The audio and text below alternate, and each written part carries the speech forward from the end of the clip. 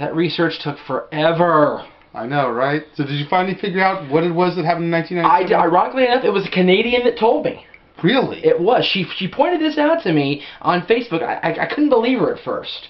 But it turns out in Montreal in 1997, the Survivor Series, there was a screw job. Oh my God. Between Bret Hart and Shawn Michaels.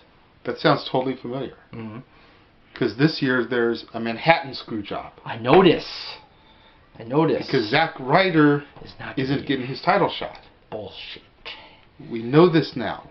But there is a SmackDown to be aired tonight. So hopefully they will rectify the situation and take John Morrison out of the spot. Put Zack back in. Hopefully. As we talk about, I'm sure, on the next episode of Dads on Wrestling, because next one, Survivor Series predictions with a very special guest analyst, host, you know, what would you call her? And you know, guest speaker, if you will, co-conspirator, if you will.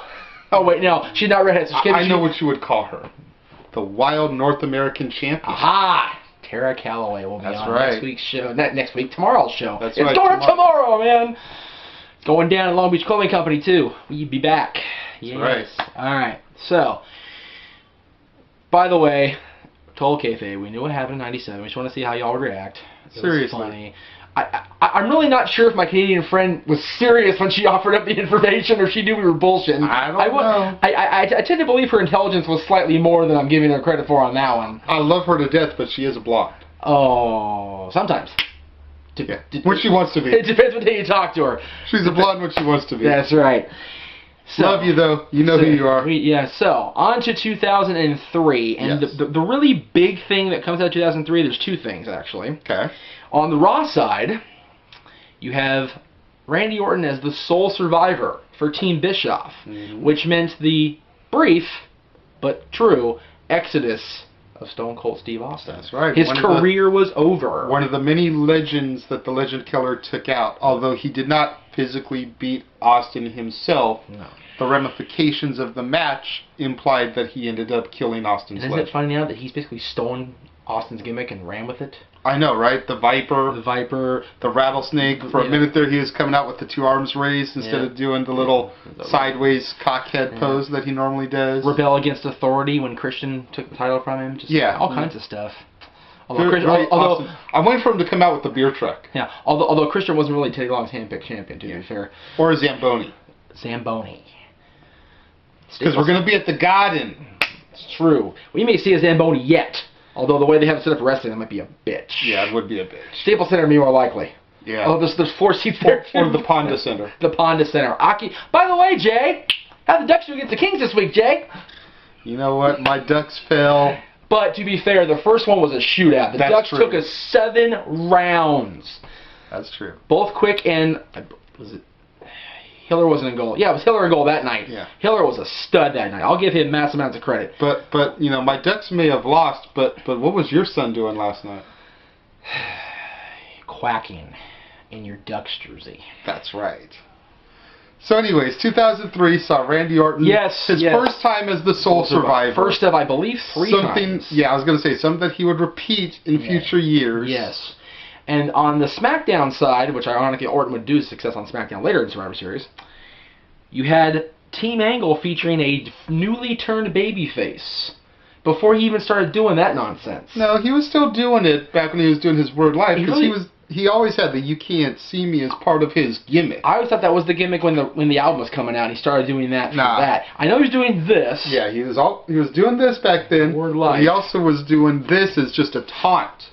It wasn't part of a move or anything yet. It was just a taunt. Right. Well, he was freestyling to people. He'd tell them that you can't see me. And of course, if Rikishi did that against him, it's like, Rikishi, everybody can see you. Come on, this is real. Rikishi, we love your boys, but you're everywhere. Yeah, you're too big to not be seen. Yeah, seriously. And you're the one that should be doing the stink face, not these freaking bimbos in WWE and TNA. Good grief. On Impact. Okay. Brooke Tessmacher, Brooke Adams TNA on Twitter. I love you, girl. Always loved you. Hooters girl from Texas. That's right. Another reason to love her. There is no fucking reason you need to be stealing Kelly's moves. You're teaming with Tara. Stealing Rikishi's moves. I was gonna. It was Rikishi's first. Right, but when she does it, looks sexy like Kelly's trying to do. Anyway, although Velvet did the thing when she did it. Anyway, you do not need to be stealing a Fat Samoan's moves or stealing a blonde stealing the Fat Samoan's moves. Yeah. You're teaming with one of the greatest women wrestlers in recent history, in Tara. You need to not do that. Although I do believe that she wasn't on either of your lists. Tara? Yeah. She wasn't. Honorable mention. Yeah. A little late now. A little late now. But yeah, John Cena turned babyface that year and went with Team Angle against Team Lesnar because Brock had been... Team Behemoth. Yeah, seriously. Big Show, Brock, Morgan, Jones, and I believe Jindrak. I believe it was Jindrak was the fifth guy. Holy crap. They were two teams by themselves. Right? Fucking ridiculous. Especially the Big Show. He's on to his own self. And back then it was worse. He had like trimmed down and shaved his head and lost about 15 pounds of hair alone. But he was the business. Like a whole business side. 2004. What the hell happened in 2004? 2004, Randy Orton again. Yes. Sole survivor for his team, but this time as a babyface. Oh, that's right. Which allowed his team to take control of Raw for 4 weeks. Each person getting a week's turn. It was Orton, Maven in like his only pay-per-view main event ever, not including a Royal Rumble match. Right. Benoit and Jericho.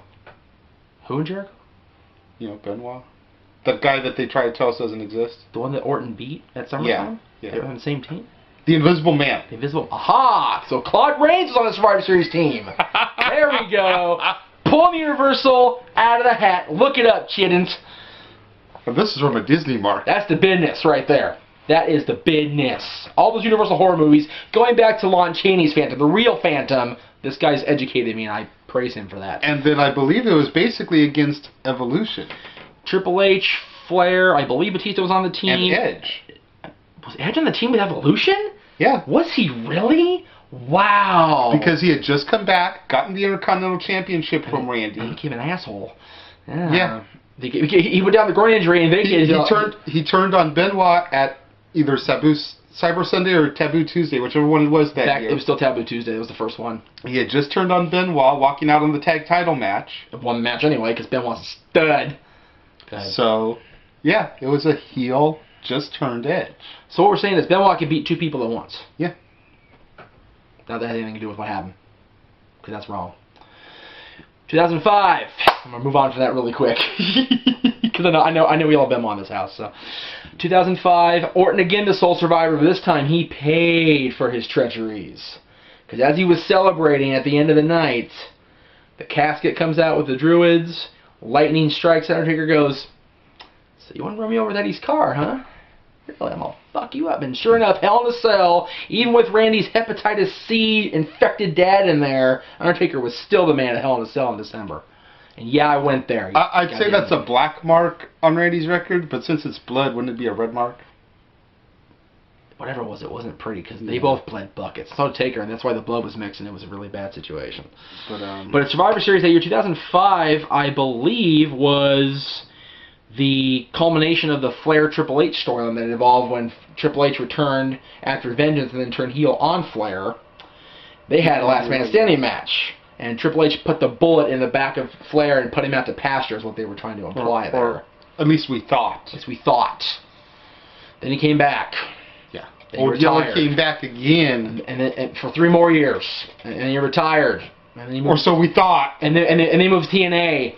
And he comes back. And he comes back wrestling with AJ against Hogan and Abyss in the match we don't like to forget, but I can't because the red and yellow flippity flop, it was bad. Red and yellow, red and yellow, red and yellow. I still need to watch that. It's on the walls. It's so far down the wall I can't even find it. Whoever reposted for Jeff, reposted again. Serious, I gotta find that shit because I want to use it like a theme song for After the Bell or something. Just because it was that funny, I heard. Although the RSI colors are red and yellow on the new logo, I'm sure Jade loved that. Whoever made that logo, wow. Brother. Where the hell were we? 2006 is now the year we're on. 2006 was a really good year for Survivor Series. You had Batista regain the world title from King Booker in a months-long chase that came to an end. King Booker. Batista chased that title from January till November. Although he was out for 3 months with the injury, but still, he came back to WrestleMania and looked at Orton's face like, "Go ahead and beat Angle. Go ahead. I got your number. I got you." And then Orton got suspended for 2 months because he was being an idiot. So, And then what else happened in 06? The WWE title was on the line. I'm trying to remember what the situation was. Cena was champion. That's a given. I don't remember. Doesn't matter.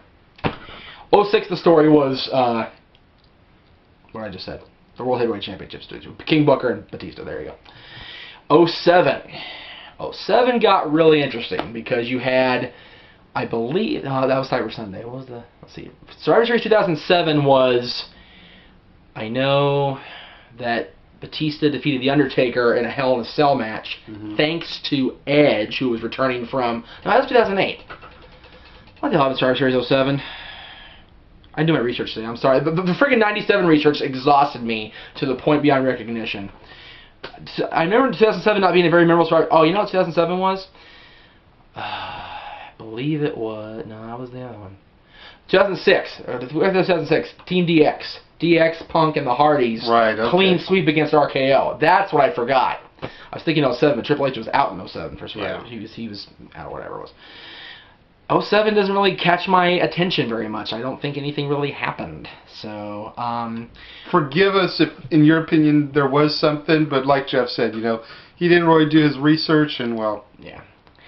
And he is the substitute stat boy when stat boy's not around. So, but 08, I know there were 2 title changes. Okay. The big 2. John Cena, coming back from neck injury at the hands of Batista, defeated Chris Jericho for the World Championship for the first time as World Champion, with his Pops in attendance, because I believe it was Boston. And then scheduled was Triple H defending against Vladimir Kozlov and Jeff Hardy.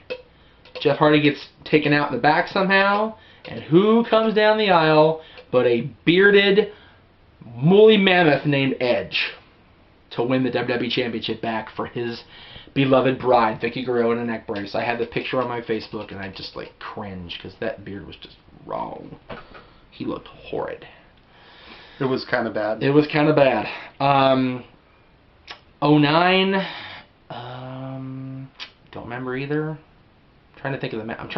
I know Cena was on the card somehow. He had to be. I know Hunter was still on the card, I believe. God damn. I need to have the phone in front of me. That sucks. Oh well. 2010 was the story of John Cena fighting for his own freedom. Yes. And ended up giving up his freedom, essentially. Not giving up his freedom, but giving up his job. Because he chose to sacrifice himself for the betterment of Randy Orton, ironically enough, as WWE Champion.